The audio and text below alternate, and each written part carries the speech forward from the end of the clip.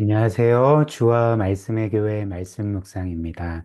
오늘은 요한복음 6장 30절부터 59절까지의 말씀을 함께 묵상해 보도록 하겠습니다. 우리가 지난 시간 본 말씀처럼 예수님께서 오병이어의 기적, 즉 떡 다섯 덩이와 물고기 두 마리로 성인 남성만 5천 명을 먹이신 기적이었죠.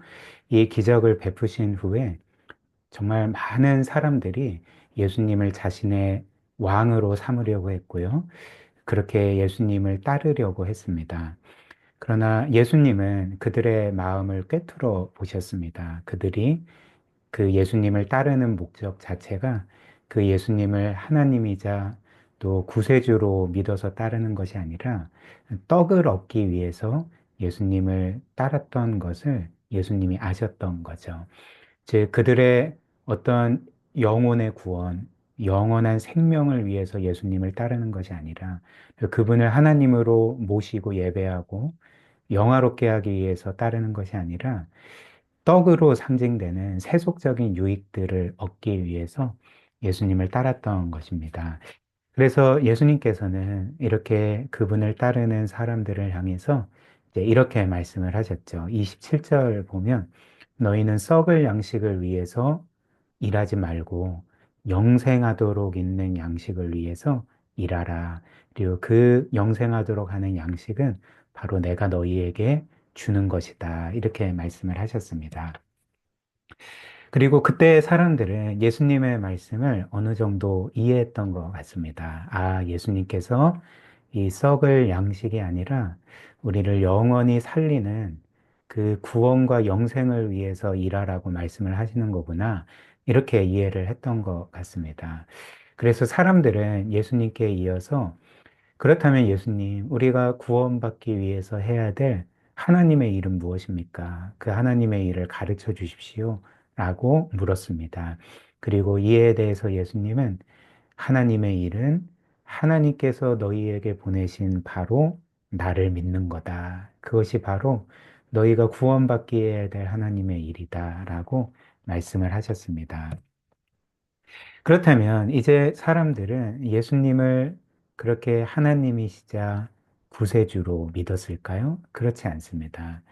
사람들은 이미 예수님께서 그들에게 수없이 많은 기적과 표적들을 보여주시고 그분이 정말로 하나님이시자 하나님의 아들이시자 또 구세주이심을 많은 증거로 보여주셨음에도 불구하고 사람들은 여전히 믿지 않았던 거죠. 그래서 오늘 말씀처럼 사람들은 또 다른 표적을 요구했던 것입니다. 30절과 31절 보십시오. 그들이 묻되 그러면 우리가 보고 당신을 믿도록 행하시는 표적이 무엇이니까 하시는 일이 무엇이니까 기록된 바 하늘에서 그들에게 떡을 주어 먹게 하였다 함과 같이 우리 조상들은 광야에서 만나를 먹었나이다. 무슨 말일까요? 이들은 예수님께 이렇게 말하고 있습니다. 예수님, 구약의 모세는 우리 조상들에게 만나를 내려 주었는데 당신은 우리에게 무엇을 줄 수 있습니까? 당신이 우리에게 주는 것을 보고 당신을 믿을지 말지를 결정하겠습니다. 이제 이렇게 말을 했던 거죠. 그때 예수님은 이어서 이들에게 이렇게 말씀을 하셨습니다. 32절 보십시오. 예수께서 이르시되 내가 진실로 진실로 너희에게 이르노니 모세가 너희에게 하늘로부터 떡을 준 것이 아니라 내 아버지께서 너희에게 하늘로부터 참떡을 주신다. 무슨 말일까요? 예수님은 이들에게 얘들아 구약의 만나는 사실 모세가 내려준 것이 아니야. 하나님께서 내려주신 것이고, 그 하나님께서 너희에게 참된 양식, 참된 떡, 참된 빵을 주실 거야. 이렇게 말씀을 하셨습니다. 그리고 또 이후에 보면 예수님은 49절처럼 또 말씀을 하셨습니다. 너희 조상들은 광야에서 만나를 먹었어도 죽었다. 즉, 하나님께서 구약의 이스라엘 백성에게 주신 만나라는 것은 그들의 육신의 필요를 채우고 육신의 생명을 줄 수는 있었지만 그들을 영원히 살게 할 수는 없었다는 거죠. 이 만나는 그들에게 진정한 구원이 아니었다는 것입니다. 오직 하나님께서 주시는 참떡, 참 생명이 그들의 그 구원이 또 영원한 생명이 될 것이었습니다. 그래서 사람들은 이어서 예수님께 44절처럼 말했습니다. 그들이 이르되 주여 이 떡을 항상 우리에게 주소서. 이 떡을 우리에게 주십시오. 그리고 이어서 예수님은 이제 그 떡, 하나님께서 하늘로부터 내려주시는 참떡, 그 영생하도록 하는 그 생명의 떡이 예수님 자신이심을 밝히셨습니다. 35절. 예수께서 이르시되 나는 생명의 떡이니 내게 오는 자는 결코 줄이지 아니할 것이요 나를 믿는 자는 영원히 목마르지 않는다. 나는 생명의 떡이다. 나에게 오는 자, 나를 먹는 자, 마시는 자는 결코 목마르지 않고 결코 배고프지 않고 영원한 생명을 얻는다. 말씀을 하신 거죠. 이 이후에도 이제 잠시 후에도 똑같이 말씀하십니다. 47절부터 51절. 진실로 진실로 너희에게 이르노니 믿는 자, 즉 나를 믿는 자는 영생을 가졌나니 내가 곧 생명의 떡이니라. 너희 조상들은 광야에서 만나를 먹었어도 죽었거니와 이는 하늘에서 내려오는 떡이니 사람으로 하여금 먹고 죽지 아니하게 하는 것이니라. 나는 하늘에서 내려온 살아있는 떡이니 사람이 이 떡을 먹으면, 나를 먹으면 영생하리라. 내가 줄 떡은 그 세상의 생명을 위한 나의 살이니라 하시니라. 그렇다면 예수님께서 사람들에게 하신 말씀, 내가 바로 영생하도록 하는 하나님께서 하늘로부터 내려주시는 생명의 떡이다. 이 말씀은 구체적으로 무슨 의미였을까요? 이는 말 그대로 예수님 자신이 우리의 영원한 생명이시고, 따라서 누구든지 그 예수님을 믿음으로 받아들이는 자는 영생을 얻는다는 말씀이었던 것입니다. 그래서 이후에 예수님께서 나사로가 죽은 현장 가운데 그를 살리시기 직전에 그의 누이였던 마르다에게 이렇게 말씀을 하신 거죠. 25절, 26절, 요한복음 11장입니다. 25절, 26절. 예수께서 이르시되 나는 부활이요 생명이다. 생명이다. 그렇기 때문에 나를 믿는 자는 죽어도 살겠고 무릇 살아서 나를 믿는 자는 영원히 죽지 아니하리니 이것을 너가 믿느냐 이렇게 말씀을 하셨던 거죠. 여기에서 우리가 알 수 있는 사실이 있습니까? 우리가 지난 시간에도 본 것처럼 지금 예수님께서 나는 생명의 떡이다. 나는 영생이다. 라고 말씀하신 것은 우리에게 이런 사실을 알려주었던 거죠. 즉, 예수님은 단지 우리에게 너희가 내가 너희에게 가르쳐 준 이 가르침대로 살면 구원을 받는다라고 말하는 교사가 아니신 것입니다. 혹은 예수님은 단지 우리에게 너희도 나처럼 살면 구원을 받는다라는 그렇게 말씀하시는 우리의 신앙의 어떤 모델이 아니십니다. 예수님은 이 땅에 오실 때에 우리의 교사로 오신 것도 아니고요. 우리의 삶의 모델로 오신 것이 아닙니다. 그분은 우리를 영원히 살게 하는 생명의 떡으로 오신 거죠. 영원한 생명으로 오신 것입니다. 그래서 누구든지 예수님의 가르침이 아니라 예수님의 삶의 모델을 따르는 것이 아니라 그냥 예수님을 받아들이면 그분을 믿음으로 영접하면 우리는 영원한 생명을 얻게 되는 거죠. 왜 그럴까요? 왜냐하면 우리의 생명의 떡이신 예수님은 우리를 대신하여서 우리의 구원에 필요한 그 모든 일들을 행하셨습니다. 우리를 위해 십자가에서 죽으시고 우리를 대신하여 하나님의 모든 말씀에 완벽하게 순종하시고 그리고 죽음을 깨뜨리고 부활하셨기 때문에 이처럼 우리가 영생을 얻기 위해서 갖추어야 될 모든 자격과 권한을 우리 대신 획득하셨기 때문에 그분은 우리의 생명의 떡이신 거죠. 한번 생각을 해 보십시오. 우리가 어떤 음식을 먹으면 그 음식과 함께 그 안에 담긴 모든 유익들이 우리의 것이 되지 않습니까? 음식이 우리 속에 들어감으로써 그 음식으로 인한 모든 유익들이 우리의 것이 됩니다. 이것이 빵 혹은 떡 혹은 음식인 거죠. 근데 예수님께서는 우리의 생명의 떡이십니다. 무슨 말일까요?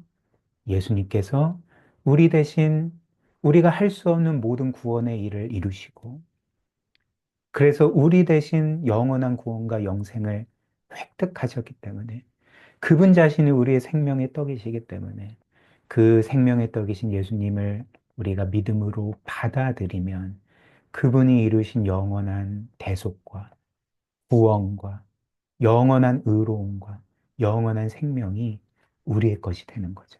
이것이 예수님이 생명의 떡이란 의미가 되는 것입니다. 또한 예수님께서 우리의 생명의 떡이시라는 것은 우리를 위해 겪으신 그분의 십자가 죽음을 상징했던 것입니다. 왜냐하면 떡이라는 것, 헬라어로는 빵이라는 것인데요. 당시 빵을 먹기 위해서는 우리가 빵을 섭취하기 위해서는 어떻게 되어야 되겠습니까? 그 빵이 찢겨져야 됩니다. 우리가 빵을 찢어야지만 섭취할 수가 있는 거죠. 근데 예수께서 우리의 생명의 떡이시라는 것은 뭘 의미하겠습니까? 그분의 그 구원의 은택이, 그분이 이루신 영원한 구원과 영원한 생명이 우리에게 섭취되기 위해서 그분이 찢겨지셔야 되고 우리 대신 피를 흘리셔야 했음을 상징했던 것입니다. 그래서 53절, 54절을 다시 보시면 이렇게 말씀하셨던 거죠. 예수께서 이르시되 내가 진실로 진실로 너희에게 이르노니 인자의 살을 먹지 아니하고 인자의 피를 마시지 아니하면 너희 속에 생명이 없느니라. 우리가 어떻게 예수님의 살을 먹고 피를 마실 수가 있겠습니까? 그분이 살을 찢으셔야지만 우리가 그 살을 먹을 수 있고, 그분이 피를 흘리셔야지만 우리가 그 피를 먹을 수가 있는 거죠. 그리고 그분의 살과 피가 우리 안에 들어올 때, 즉 그분이 이루신 모든 구원의 은택이 우리에게 들어올 때, 우리는 영원한 생명을 얻게 되는 거죠. 54절. 내 살을 먹고 내 피를 마시는 자는 영생을 가지게 된다. 마지막 날 내가 그를 살릴 거다. 이렇게 말씀을 하신 거죠. 그러나 예수님께서 사람들에게 나는 하늘에서 온 생명의 떡이다. 이렇게 말씀하셨을 때 사람들은 이를 이해하지 못했고요. 그래서 그분을 거부했습니다. 41절, 42절. 예수께서 자기가 하늘에서 내려온 떡이라 하심으로 유대인들이 예수에 대하여 수군거려 이르되 이는 요셉의 아들 예수가 아니냐 그 부모를 우리가 아는데 자기가 지금 어찌하여 하늘에서 내려왔다 하느냐. 지금 사람들은 예수님을 어떻게 대하고 있습니까? 이제 미친 사람 취급하면서 그분을 거부했던 것입니다. 그리고 이때 예수님은 사람들의 이런 불신앙에 대해서 이렇게 말씀하셨습니다. 43절부터 45절 예수께서 대답하여 이르시되 너희는 서로 수군거리지 말라. 나를 보내신 아버지께서 이끌지 아니하시면 아무도 내게 올 수 없으니 오는 그를 내가 마지막 날에 다시 살리리라. 선지자의 글에 그들이 다 하나님의 가르치심을 받으리라 기록되었은즉 아버지께 듣고 배운 사람마다 내게로 오느니라. 무슨 말씀입니까? 지금 예수님은 이들의 불신앙에 대해서, 이들이 예수님을 거부하는 이유에 대해서 너희가 나를 거부하는 것은 성부 하나님께서 너희를 나에게 이끌지 아니하셨기 때문에 그렇다라고 말씀하신 거죠. 그리고 예수님은 사실 이 말씀 전에 똑같은 사실을 한 번 더 말씀하셨습니다. 36절, 37절. 그러나 내가 너희에게 이르기를 너희는 나를 보고도 믿지 아니하는도다. 아버지께서 내게 주시는 자는 다 내게로 올 것이요. 내게 오는 자는 내가 결코 내쫓지 아니하리라. 이들이 믿지 않았던 것은 하나님께서 그들을 그리스도께 이끌지 아니하셨기 때문에 그리고 그 전에 하나님께서 그들을 예수 그리스도의 소유로 주시지 않았기 때문에 그렇습니다. 이 말씀을 하신 거죠. 사랑하는 여러분, 이 예수님의 말씀은 우리의 구원에 있어서 너무나도 중요한 사실, 그리고 놀라운 사실을 알려주지 않습니까? 그 사실이 무엇일까요? 우리가 과거에 예수 그리스도를 믿은 것은 우리의 실력이 아니었다는 거죠. 우리 스스로 예수님께 나아갔기 때문이 아니었다는 것입니다. 오히려 예수님의 말씀처럼 우리가 그리스도를 믿게 된 것은 하나님께서 창세 전에 우리를 이미 그리스도의 소유로 주셨고, 그래서 이제 때가 되어서 하나님이 우리를 그리스도께로 이끄셨기 때문에 우리가 그리스도를 믿고 구원을 받게 되었다는 것입니다. 이처럼 성경에 따르면, 특별히 에베소서 2장 1절 말씀에 따르면 우리 모두는 죄로 인해 영적으로 죽은 자들이었습니다. 즉, 우리는 영적으로 철저하게 죽어 있어서 우리 스스로 하나님을 찾을 수도 없었고요. 믿을 수도 없었던 것입니다. 우리가 할 수 있는 것은 하나님을 거부하고 그분에 대해서 반감을 갖고 그분의 뜻을 거스르는 것밖에 할 수가 없었습니다. 근데 이런 우리가 어떻게 하나님과 그리스도를 믿고 구원을 받게 되었던 것입니까? 하나님께서 어느 순간 성령으로 우리의 영혼을 살리시고 죽은 영혼을 살리시고 그런 우리를 그리스도께로 이끄시고 믿게 하셨기 때문에 그런 거죠. 즉, 오늘 예수님의 말씀처럼 하나님이 이미 우리를 창세전에 그리스도의 소유로 주시고 때가 되어 우리를 그분께로 이끄셨기 때문에 우리가 그리스도를 믿게 되었던 것입니다. 그리고 여기에 우리가 지금도 그리스도의 것임을 확인할 수 있는 방법이 있는 거죠. 저나 여러분들이나 우리가 정말 그리스도의 것임을, 그리스도의 구원받은 그분의 자녀임을 어떻게 확인할 수가 있겠습니까? 오늘 주님의 말씀처럼 아버지께서 이끄시지 않으면 누구도 나에게 올 수 없다. 이 말씀을 바꿔 생각하면 우리가 과거에 그리스도께로 나아갔던 것, 그리고 지금도 그리스도께로 나아가고 있다면 우리는 확신할 수 있습니다. 아, 내가 그리스도의 소유구나.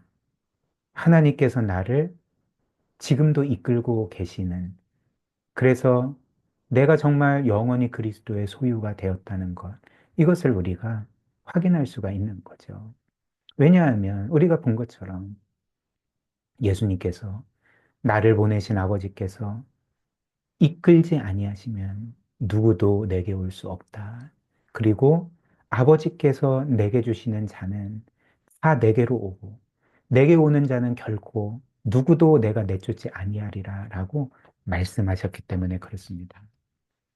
따라서 우리가 예수님의 소유라는 것, 우리가 이미 구원받은 예수님의 것이라는 그것을 보여주는 증거는 우리가 죄를 안 짓는 것이 아닙니다. 거룩하고 완벽한 삶을 사는 것이 아닙니다. 우리가 지금도 그리고 앞으로 영원토록 예수님의 것이라는 가장 큰 증거는 우리에게 여전히 죄가 많고 불순종과 불신앙과 연약함이 많다 할지라도 그래서 우리가 예수 그리스도께로 여전히 나아가고 계속 나아가는 것이 우리가 그리스도의 소유라는 가장 분명한 증거가 되는 거죠. 그리고 예수님은 그분의 말씀처럼 그분께 나아가는 우리를 결코 내쫓지 않으실 것입니다.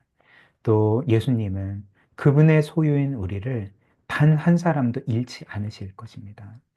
결국 우리를 최종적으로 영원히 구원하실 것입니다.